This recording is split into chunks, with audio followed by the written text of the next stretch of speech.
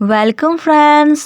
Next episode में दिखाया जाता है ड्यूक एस्करा कहते हैं अब से तुम यही रहोगी एंड फीमेल शॉक्ड होके मन में कहती है क्या आप ये क्या कह रहे हैं, और वो भी अचानक से। देन ड्यूक एस्करा कहते हैं क्या आपको वहाँ पर हमेशा धमकियाँ नहीं मिलती। देन फीमेल मन में कहती है वहाँ पर आपका मतलब है कि फेबुलर एम्पायर में।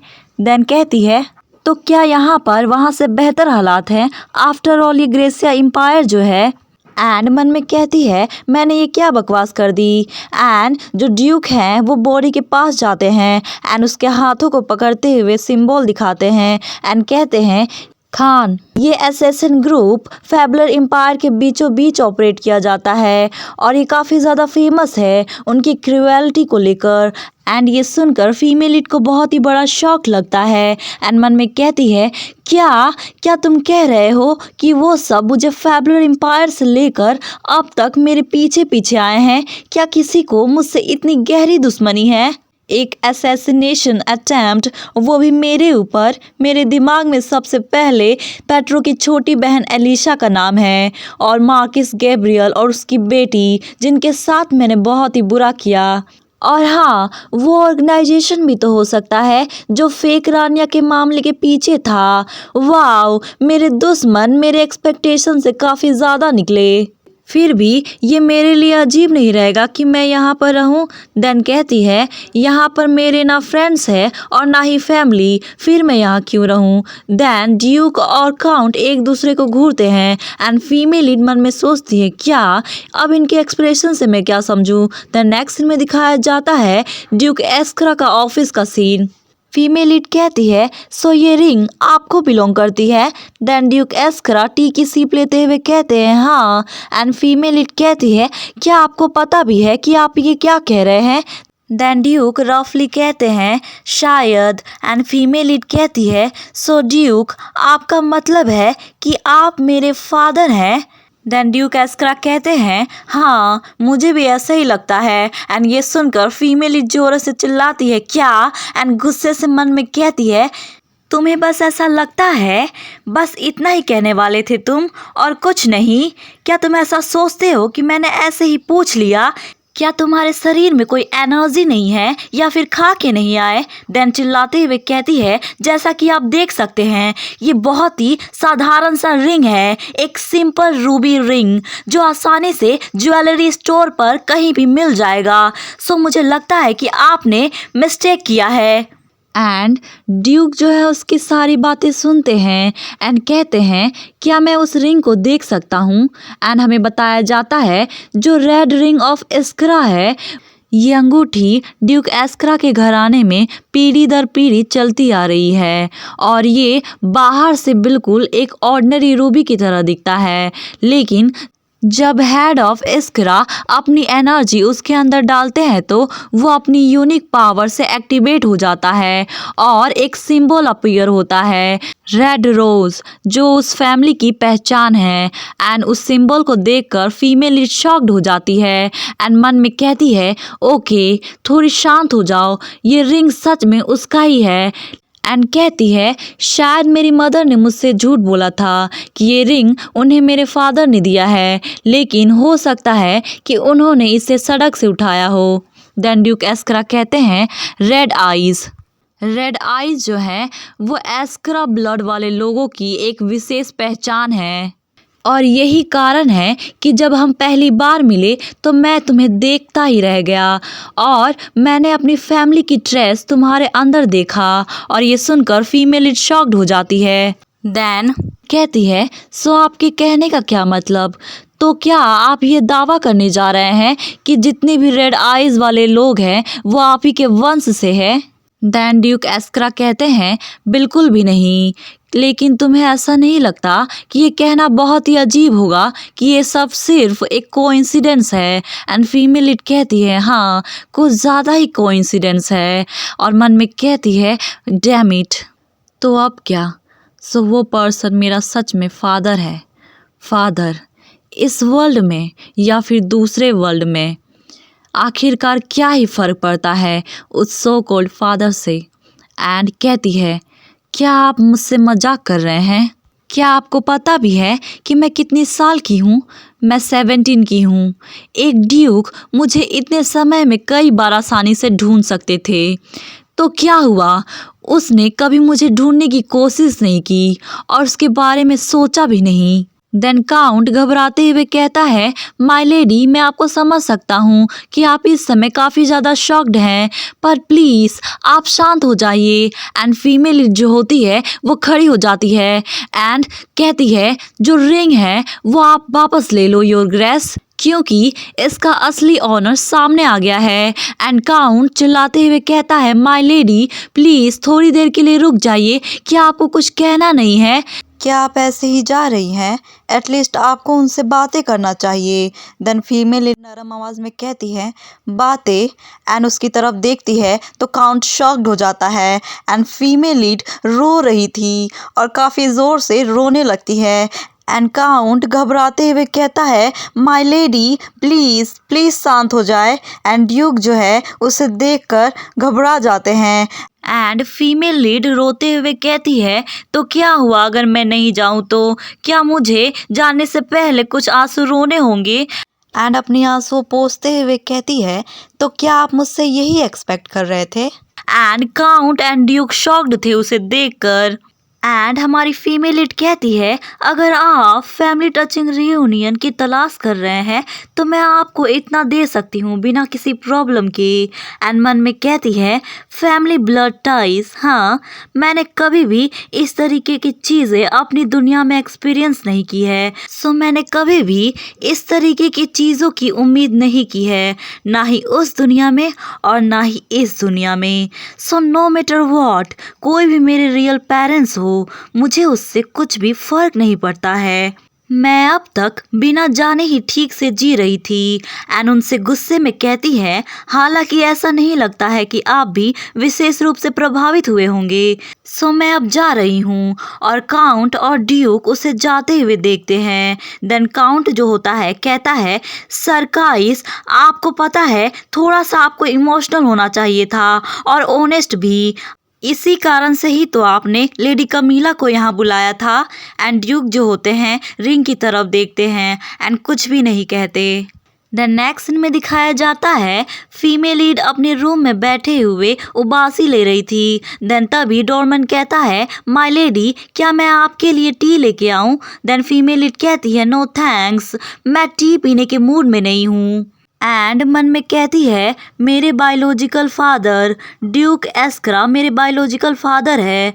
मैंने हमेशा से यही सोचा कि मेरे बायोलॉजिकल फादर मर चुके हैं, लेकिन मेरे फैमिली मेम्बर में से किसी ने भी उनके बारे में जिक्र तक नहीं किया और मुझे तो ये भी नहीं पता था कि मेरे फादर अभी तक जीवित हैं और मैंने कभी भी उनके बारे में पूछने की परवाह नहीं की। और क्या होता अगर वो सर्वेंट वो रिंग छुपा दिए होते और मैं उसे ढूंढ नहीं पाती तो? या शायद अगर मुझे वो मैजिक स्टोन की माइन नहीं मिली होती तो मैं डेलीगेशन के साथ यहाँ आ नहीं पाती, या फिर मैं अपनी पूरी लाइफ ये जाने बगैर ही गुजार दी होती, जैसे कि कमीला अपनी पिछली लाइफ में गुजारी थी। अगर सच कहूँ तो मैंने ये कभी इमेजिन नहीं किया था कि उनसे इस जगह पर मुलाकात होगी। और क्या मुझे इस समय पर टी से ज़्यादा स्ट्रॉन्गर चीज़ को ड्रिंक करना चाहिए? लिटरली मुझे अभी अभी मेरा बर्थ सीक्रेट पता चला है।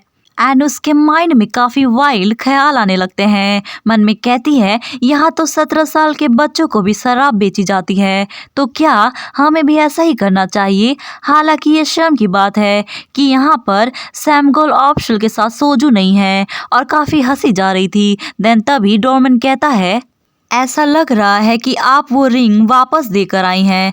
देन फीमेल लीड शॉक्ड होके कहती है, तुमने अभी अभी क्या कहा? देन डोरमैन कहता है, मिस। एंड पास्ट का टाइम दिखाया जाता है। डोरमैन कहता है, आप जब ग्रेसिया जाएंगी तो कैसा रहेगा कि ये रूबी रिंग आपके साथ ले जाएं?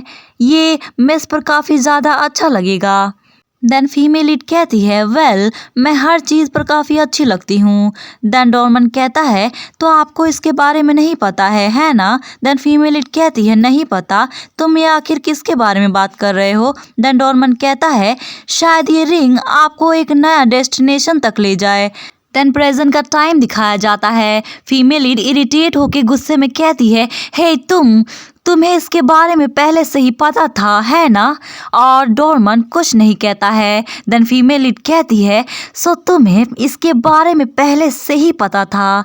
देन डोरेमन कहता है, मुझे ये पहले से ही पता था और मैं आपकी खुशियों की कामना करता हूँ मिस। वैसे आपकी मीटिंग कैसे रही उनके साथ? देन फीमेल लीड कहती है, डोरेमन। देन डोरेमन कहता है, yes miss. Then female lead कहती है, मैं तुम्हें 5 सेकेंड दे रही हूँ। देन डोरेमन कहता है, क्या? देन फीमेल लीड का गुस्सा आउट ऑफ कंट्रोल था एंड कहती है, अगर तुम मेरे सामने इन 5 सेकेंड के बाद खड़ा भी रहे तो जीनो जो है मेरी बॉडी को पोजेस कर लेगा। एंड जीनो कहता है, क्या मैं? एंड फीमेल लीड कहती है, और मैं तुम्हें इतना मारूंगी जब तक तुम्हारी डेथ ना हो जाए। अगर तुम अपनी हेल्थ की ज़रा भी परवाह करते हो तो इसी वक्त मेरी नज़रों से दफ़ा हो जाओ, समझे?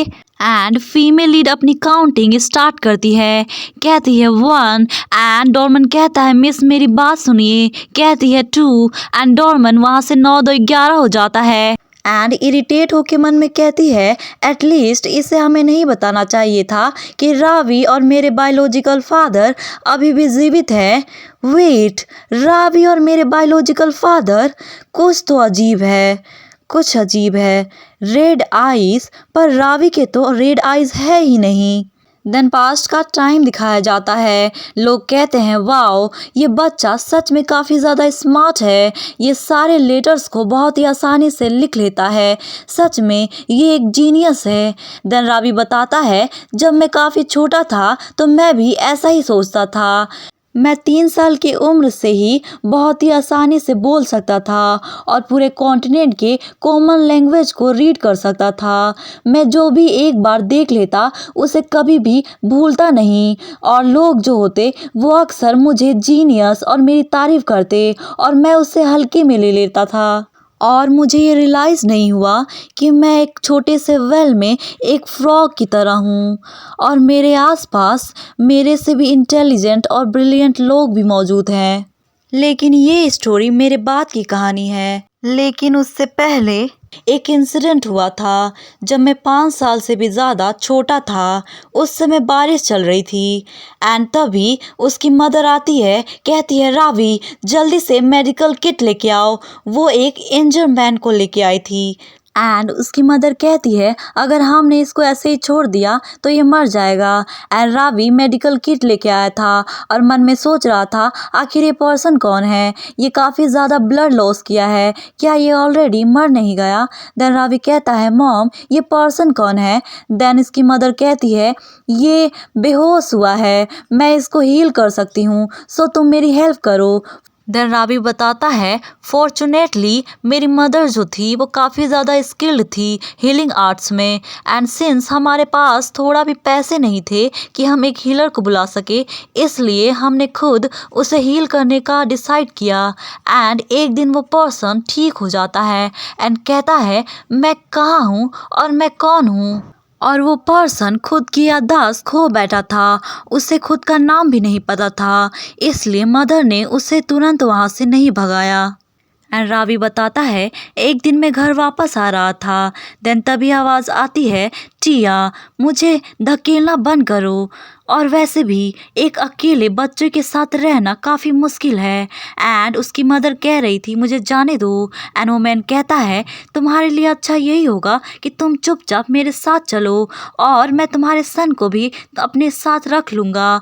मेरी मदर थी वो बहुत ही सुंदर लेडी थी, बल्कि उनकी ब्यूटी काफ़ी ज़्यादा सराहनीय थी।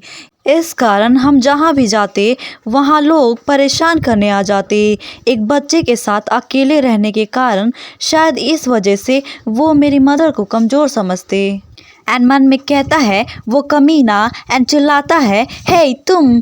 देन तभी वहाँ पर वो पर्सन आ जाता है और उसके कोल्ड लुक से वो कमीना डर जाता है एंड वो पर्सन उसे बहुत ही ज़ोरों से मारता है एंड वो कमीना डर जाता है एंड वहाँ से भाग जाता है। और जो पर्सन था वो काफ़ी ज़्यादा स्ट्रॉन्ग और हैंडसम था और ऐसा लग रहा था कि वो मेरी मदर में इंटरेस्ट शो कर रहा था। हालांकि मैं काफ़ी छोटा था ये समझने के लिए, पर फिर भी मैं समझ पा रहा था कि मेरी मदर भी उसमें इंटरेस्टेड थी। और जैसे ही कुछ समय बीतते हैं वो पर्सन हमारी फैमिली का हिस्सा बन जाता है। एंड वो पर्सन कहता है ये चीज़ है जो मैं तुम्हें दे सकता हूँ। एंड मेरी मदर उसे बिल कहती है। मेरी मदर ने उस मैन का नाम बिल रखा था। उस पर्सन ने मेरी मदर को रूबी रिंग दिया वेडिंग रिंग के तौर पे, और मेरी मदर काफ़ी ज़्यादा खुश थी उस रूबी रिंग को रिसीव करके। लेकिन वो खुशी ज़्यादा लंबे समय तक नहीं थी, क्योंकि जो मैन उनकी लाइफ में आया था वो अचानक से कहीं गायब हो जाता है। जो मैन नेबरिंग सिटी गया था जॉब की तलाश में, वो बहुत दिनों बाद भी वापस नहीं आता है। लेकिन मदर उसका इंतज़ार करती रहती है। हालांकि इतने समय बाद भी उन्हें उनके बारे में कोई न्यूज़ नहीं मिलती। हालांकि वो खुद उसकी तलाश में निकल जाती है और आसपास सभी लोगों से उसके बारे में पूछती है, लेकिन कोई भी पर्सन उसे देखा नहीं था। जो मैन अचानक से हमारी लाइफ में आया था वो अचानक से गायब हो गया था। और जो मदर है वो उसी घर में उसे 3 महीने से ज़्यादा वेट करती रही। जब हमें उस विलेज में कोई जॉब नहीं मिला तो हम दूसरे विलेज में चले गए और वहीं पर शिफ्ट हो गए। उसके बाद से मुझे एक यंगर सिबलिंग मिली, मेरी न्यू सिबलिंग, पर बहुत ही अजीब फीलिंग आई। लेकिन जब मैंने उस बच्ची को देखा तो मुझे ऐसा कुछ भी नहीं लगा कि मेरा कोई यंगर सिबलिंग्स है, और ना ही मुझे कोई विशेष फीलिंग्स का एहसास हुआ। और शायद मेरी मदर को कुछ ऐसा ही महसूस हो रहा था। मैं अपनी आंखों से देख सकता था कि मेरी मदर उस बच्ची को पसंद नहीं करती थी। ये क्लियर था कि वो ज़बरदस्ती उस बच्ची का पालन पोषण कर रही थी। एंड जब भी मदर उस बच्ची को देखती वो हमेशा गुस्सा हो जाती, जैसे कि उस बच्ची ने उस मैन की याद दिलाई हो। और इसी तरह बहुत साल बीत गए और मेरी मदर ने एक न्यू फैमिली स्टार्ट की और मैं उस पर्सन की सारी यादें लगभग भूल चुका था। लेकिन कमीला ने मुझसे एक दिन पूछ ही लिया। कमीला कहती है, ब्रदर क्या आपको फादर के बारे में कुछ भी याद है? एंड जो रावी है अपनी एक्सप्रेशन को बहुत ही मुश्किल से कंट्रोल किया था एंड कहता है नहीं मुझे नहीं याद है। देन फीमेल इट कहती है नहीं याद है। एंड रावी उस रूबी रिंग को देखते हुए कहता है ये रूबी रिंग ये बायोलॉजिकल फादर ने मदर को दिया था, है ना? उसके बाद से मैंने कुछ भी नहीं कहा। अगर मैं उस पर्सन के बारे में बताता तो उससे रिलेटेड सारी सच्चाई बतानी पड़ती, और मैं ये नहीं कहना चाहता था कि तुम्हारा और मेरे फादर बिल्कुल अलग हैं और मेरी सिर्फ एक ही फैमिली, वो बच्ची जो मुझे फैमिली मानती है। मैं विश करने लगा कि उसे इस सच्चाई के बारे में कभी पता ना चले। एंड प्रेजेंट का टाइम दिखाया जाता है एंड फीमेल लीड कब से ये सोच रही थी क्या ड्यूक एस्क्रा मुझसे झूठ तो नहीं बोल रहे थे। अगर वो सच बोल रहे हैं इसका मतलब है कि रावी के सच में एंड मैजिक बॉल से काफ़ी ज़ोरों से आवाज़ आ रहा था। देन फीमेल लीड होश में आती है एंड तभी रावी ज़ोरों से चिल्लाकर बोलता है, हे तुम क्या सोच रही थी इतनी देर तक? मेरी कॉल का जवाब भी नहीं दे रही हो। तुम्हें आइडिया भी है कि मैंने कितनी बार तुमसे कांटेक्ट करने की कोशिश की? आखिर तुम इस धरती पर क्या कर रही हो और कहाँ पर हो? एंड फीमेल लीड कहती है रावी, देन प्यार से कहती है ब्रदर। देन रावी कहता है क्या हुआ, तुम इस तरीके से क्यों दिख रही हो, क्या कुछ बुरा हुआ है? देन फीमेल लीड कुछ नहीं कहती। देन रावी इरिटेट होके कहता है, हे मैं तुमसे कब से पूछे जा रहा हूँ, तुम मुझे कुछ बता क्यों नहीं रही हो? एंड फीमेल लीड बहुत ही ज़ोरों से हंसने लगती है एंड कहती है मुझे इसकी आवाज़ से ही ऐसा महसूस हो रहा है। एंड रावी का दिमाग ख़राब हो जाता है और कहता है, हे क्या प्रॉब्लम है तुम्हारे साथ? सो तुम वहाँ पर जिंदा बच गई, इस वजह से तुम्हारा दिमाग ख़राब हो गया है? देन फीमेल लीड कहती है वो बस। देन रावी कहता है बस क्या? एंड फीमेल लीड मन में कहती है इतना गुस्सा होने के बावजूद भी रावी की आवाज़ में चिंता झलक रही है। बड़ा अजीब बात है, मेरा गुस्सा धीरे धीरे ठंडा होते जा रहा है। एंड प्यार से कहती है ब्रदर मुझे तुम्हारी याद आ रही है। देन तभी रावी कहता है वेट करो मैं अभी आ रहा हूँ। देन फीमेल लीड कहती है क्या? देन रावी कहता है फादर और ब्रदर भी रेडी हो रहे हैं तुम्हें वहाँ से ले आने के लिए, सो मैं भी उनके साथ आऊँगा। देन फीमेल लीड कहती है क्या तुम बिज़ी नहीं हो? देन रावी कहता है नहीं मैं बिज़ी नहीं हूँ। एंड फीमेल इन मन में कहती है चल झूठे, वो पर्सन जो हमेशा ये शिकायत करता है कि एक दिन में केवल 24 घंटे ही क्यों होते हैं, वो डेफिनेटली बिजी नहीं होगा तो और क्या होगा। एंड टीज करते हुए कहती है आपको पता है मैं इस बहाने पर विश्वास नहीं करने वाली हूँ ब्रदर। एंड उसकी ये सारी बातें सुनकर रावी बहुत ही ज़्यादा इरिटेट हो जाता है एंड कहता है हे तुम हंस क्यों रही हो, लगभग मरने के बाद भी ऐसा क्या मज़ेदार बात हो गई कि तुम्हें इतनी हंसी आ रही है। एंड फीमेल लीड हंसते हुए कहती है हाँ बिल्कुल। देन तभी ड्यूक सॉर्फल की आवाज़ आती है, कहते हैं कमीला क्या तुम ठीक हो। एंड फीमेल लीड उन्हें देख के मन में कहती है मैं सच में पागल हो गई हूँ, आखिर मैं इतनी इमोशनल कैसे हो गई कि मेरे आंखों में आंसू आ गए। एंड कहती है फादर मैं ठीक हूँ। देन ड्यूक कहते हैं मैं बहुत ही जल्द तुम्हें लेने आऊँगा मेरी बच्ची। देन फीमेल लीड कहती है नहीं मैं ठीक हूँ। एंड मन में कहती है बड़ी अजीब बात है, मैं अचानक से इनके सामने रोने क्यों लग गई। देन कहती है मुझे जाने से पहले ये काम फिनिश करना होगा। देन ड्यूक सॉर्फल कहते हैं कमीला। एंड रावी चिल्लाते हुए कहता है हे तुम्हारा बिजनेस ज़्यादा इम्पोर्टेंट है, तुमने जो कुछ भी सहा है उसके बाद भी तुम वही रहना चाहती हो और तुरंत रेडी हो जाओ समझी। एंड फीमेल इन मन में कहती है हाँ मुझे ये फिनिश करके ही जाना होगा, अगर मैं इसे ऐसे ही छोड़ के चली जाऊंगी तो मैं बाकी की लाइफ इसी बात को सोचकर रिग्रेट करूंगी। मैं आप दोनों को जब भी देखती हूँ तभी भी मुझे उस पर्सन की एग्जिस्टेंस याद आती है, मेरे बायोलॉजिकल फादर। एंड कहती है डोंट वरी मैं आपसे संपर्क में रहूंगी, सो मैं कॉल रख रही हूँ। एंड रावी चिल्लाता है हे यू। एंड फीमेल इन मन में कहती है मुझे इस डील को फिनिश करना है और ड्यूक एस्क्रा के मामले को रफा दफा करना है और फिर मुझे वापस जाना है। देन हमें नेक्स्ट कॉल दिखाया जाता है और इस बार ये कॉल आर्शियन का होता है। ऑफ कोर्स वो एक ही बार में पूरे क्वेश्चन का बारिश कर देता है एंड कहता है हे क्या तुम ठीक हो, तुमने वो ज्वेलरी पहन के रखी है ना जो मैंने तुम्हें दी थी, और तुम्हें कहीं चोट तो नहीं लगी, और तुम वापस कब आ रही हो। एंड इतने सारे क्वेश्चन सुनकर फीमेल लीड अपनी कान बंद कर लेती है और कहती है हे तुम थोड़े शांत रहो और मुझे ठीक से बताओ। देन आर्शियन इरिटेट होके कहता है तुम ऑलमोस्ट मरने वाली थी और तुम्हें शांत रहना है। देन फीमेल लीड कहती है ओ मैं ठीक हूँ और मैं अपनी बिजनेस फिनिश करके बहुत ही जल्द वापस आऊंगी। एंड आर्शियन कहता है उस डैम बिजनेस की, और बहुत ही गुस्से में कहता है मुझे नहीं पता कि वो बास्टर कौन थे जिन्होंने तुम्हें मारने की कोशिश की और मैं अभी वहां आ रहा हूँ। एंड फीमेल इट कहती है अच्छा तुम यहाँ पर कैसे आओगे, क्योंकि फैबलर एम्पायर से लेकर ग्रेसिया एम्पायर तक के सभी पास को बंद कर दिए गए हैं, तो तुम किस तरीके से इस योजना को पूरा करने जा रहे हो। और ये सुनकर आर्शियन सदमे में चला जाता है। देन थोड़ी देर बाद कहता है मैं उस ओल्ड मैन से बात करूंगा और कैसे भी रास्ता निकाल लूंगा। देन फीमेल इट कहती है थैंक यू। देन आर्शियन कहता है क्या। देन फीमेल इट कहती है मैंने कहा कि थैंक यू क्योंकि तुमने जो मुझे ज्वेलर दिया था उसकी वजह से मैं अभी तक सरवाइव कर पाई हूँ।